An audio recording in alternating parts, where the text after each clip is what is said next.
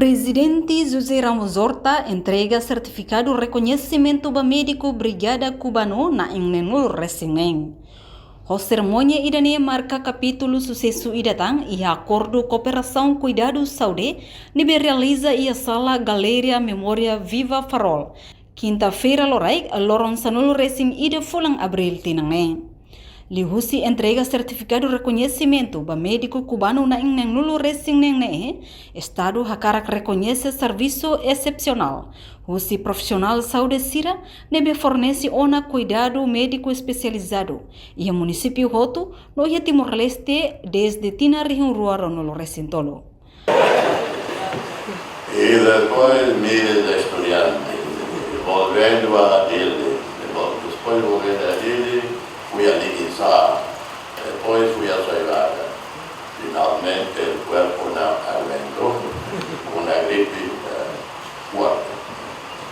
Estoy muy mejor, cancelé hoy un programa de televisión, que sería ahora a las 4, ¿no?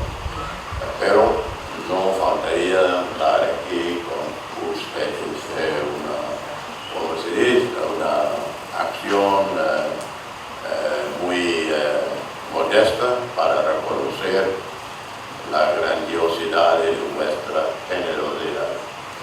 Espero que cada uno de ustedes, como profesor de español, me den una nota de clasificación de A,